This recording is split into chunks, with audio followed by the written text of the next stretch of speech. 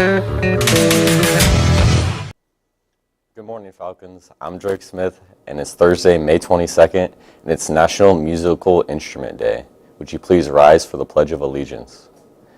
I pledge allegiance to the flag of the United States of America and to the republic for which it stands, one nation, under God, indivisible, with liberty and justice for all. Today is the last full day of school before summer break. Please remember that tomorrow is a half day, so all students will be dismissed after fourth period. And let's start things off with our final Soar Falcon feather drawing of the school year. Here's Mr. Shields to do the honors. Okay, here we go. The final Soar drawing of the year. Mrs. Costello, you are the lucky person to draw this number, or ticket. Let's hope it's someone who is at school today. Justin Agnew, who has already graduated. So sorry, Justin. Oh. Move along. Poor Justin. Actually, you know what? I'm calling Justin back. That's only fair. That's only fair. He was here yesterday. That's only fair. Justin Agnew will get a phone call. Congratulations. Congrats, Justin. Any junior who didn't turn in their Chromebook or didn't have their charger with them yesterday should turn them in to Mr. Jackson's room, B100, across from the front office during first period. Sophomores with last names J through Q will return them during second period, and the rest of the sophomores who haven't already turned in their Chromebooks will turn them in during third period. Freshmen A through I will go during fourth period. Freshmen J through Q will turn theirs in during sixth, and at the end of the alphabet will turn in their Chromebooks during seventh period. And eighth period will be the last chance for students to turn them in. No one should bring a Chromebook home with them after school ends today. It's a rainy day out, and Iris Gifford is here to tell us if it's going to end anytime soon. Hi, Iris. Good morning, Drake, and good morning, Falcons. I'm Iris Gifford, and it's my last weather forecast of the year. Unfortunately, we're looking at a fairly rainy day with an 82% chance of precipitation on and off for the rest of the day. We'll have a high of 51 and a low of 45, with wind speeds reaching up to 12 miles per hour. That's all I've got. Let's send it back to Drake at the desk. Thanks, Iris. Today's lunch menu features pizza, side salad, veggie bags. There will not be any lunch served tomorrow, and we want to wish the Miss Fetters in the cafeteria the best luck, as today is her last day here at Jefferson. So if you're buying lunch, make sure you stop by and say hi and bye. Happy birthday to Kylie Cunningham. Devin Salinas should be here for sports, but he's not, so let's see who's filling in this morning. Thanks, Drake. Good morning, Falcons. I'm Connor Shore, and here's what's going on in sports. The baseball team is scheduled to take on Edgewood tonight at 5 p.m. in the sectional finals, weather permitting. We'll see how that works out. And speaking of baseball, congrats to Michael Riffle, Devin Salinas, Tate Hudson, Toby Dixon, and Logan Saxa for earning all CVC Lake Division first team honors. Second team went to Luke Lambert, and honorable mention to Tristan Gilman, Logan Patchett, and Joey Sands. For softball, all conference first team goes to Allie Hill, Alina Barris, and Ada Surin.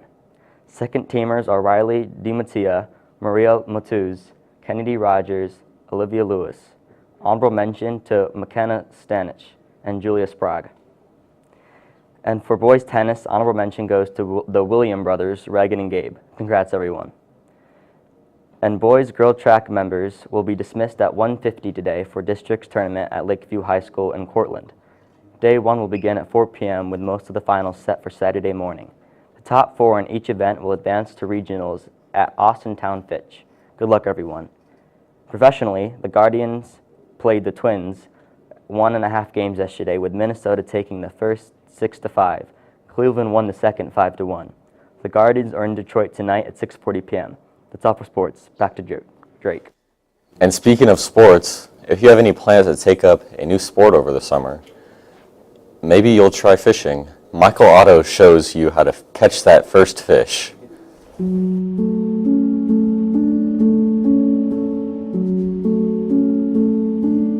Fishing. For most people, it's just a sport, maybe a hobby, but for some, it's a way to ease the mind. And today, I'm going to be showing you the basic steps on how to catch your first fish.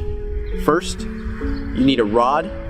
In this case, for you fishermen out there, I have a 5.7 really light action spinning reel combo with 6-pound fluorocarbon test on it. So, first of all, you got to put your line through your eyelets, which your eyelets are just these things right here.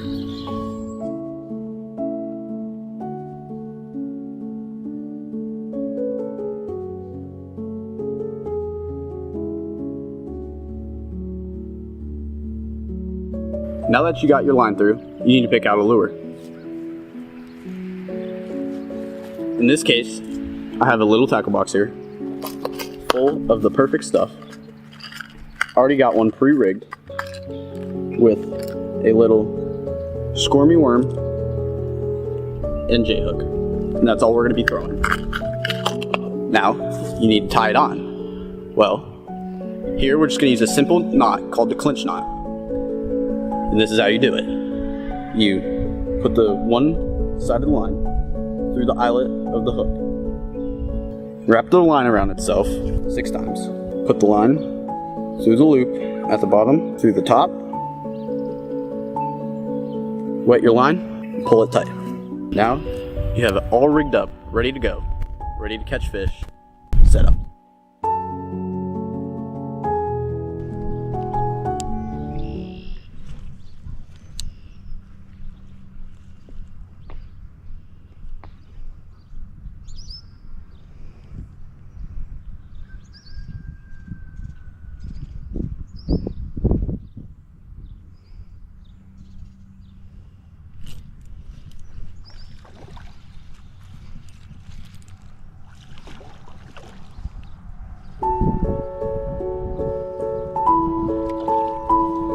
There we go.